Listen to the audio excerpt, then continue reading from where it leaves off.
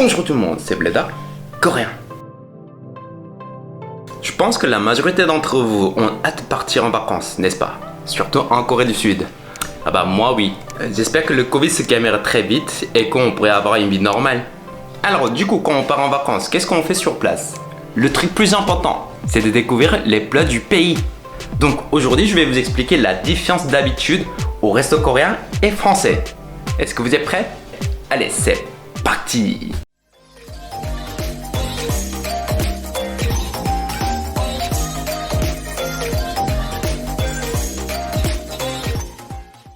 Personnellement, j'adore savourer et découvrir la bouffe. Je suis passionné. Et en plus, j'adore faire la cuisine.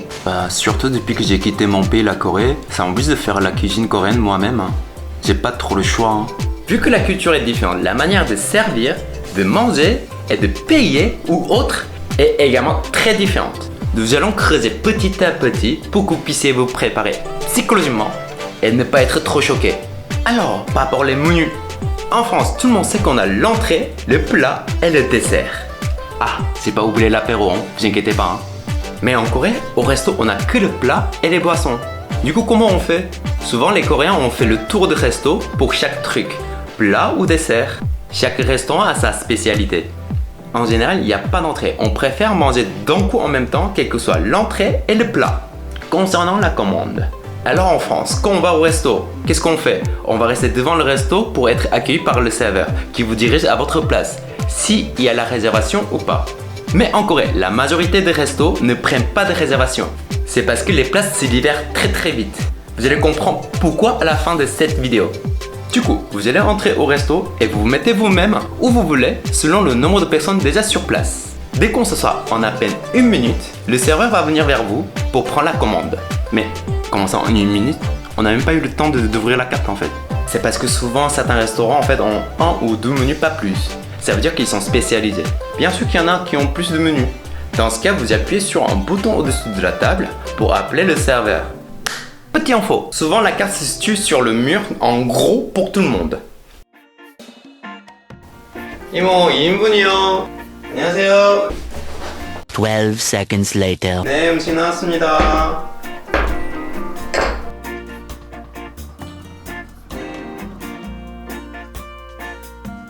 안녕하세요. 저 뭐 하세요? 예. 혼자 오셨어요? 이쪽으로 앉으세요. C'est ce qui va vous attendre lors de votre voyage en Corée. Ils n'ont pas de temps, il faut se dépêcher. Ah, info très importante. Pour la majorité des restos coréens, il n'y a pas de menu en anglais, à part certains endroits très touristiques. Du coup, c'est écrit qu'en coréen. De plus, les serveurs sont très souvent les ajumma. Vous savez ce que c'est ajumma? Ajumma désigne une femme mariée qui a eu son premier enfant. Elles sont nées dans les années 50, pendant ou juste après la guerre de Corée. Ainsi, elles n'ont pas eu le nécessaire pour apprendre l'anglais. Donc, vous voulez l'anglais, Pendant votre repas, vous cherchez quelque chose? Dans ce cas, vous allez qu'à lever votre tête ou appuyer sur ce fameux bouton. C'est parce que les serveurs restent très attentifs aux clients pour gagner du temps. Mais comment ça? C'est très simple. Tant qu'on sert vite les clients vont finir tôt leur repas et qu'on pourra avoir des nouveaux clients. Ça tourne très vite, sans arrêt.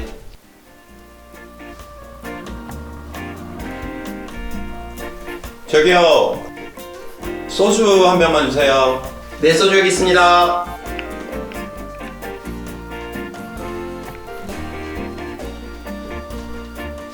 뭐 드릴까요? 아니요, 저 아무것도 필요 없어요. 저 쳐다보시길래 뭐 필요한 거 있는 줄 알았어요? J'exagère un peu, mais sachez que c'est très speed le service au resto en Corée. Vous avez même une fontaine d'eau en libre service.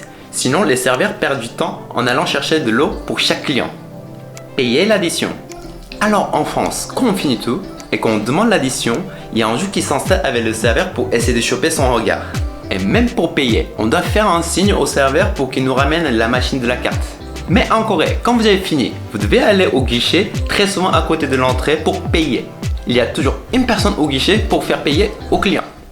Waouh, c'était délicieux. C'était un peu piquant mais ça va franchement. Alors je dois attendre le serveur pour payer, non? A few moments later. 뭐 필요한 거 있으세요? 저 계산하려고요. 계산은 저쪽으로 가시면 돼요. 네, 23,000원입니다. 안녕하세요. 25,000원입니다. 안녕하세요. 42,500원입니다. 안녕하세요. Voici la différence culturelle sur le restaurant. Comme ça, vous savez plus ou moins comment vous devez vous comporter face à ces situations non habituelles et vous préparer psychologiquement. J'espère que cela vous aidera lors de votre voyage en Corée. Je reviens le mercredi prochain avec un nouveau sujet et à très bientôt. Pion!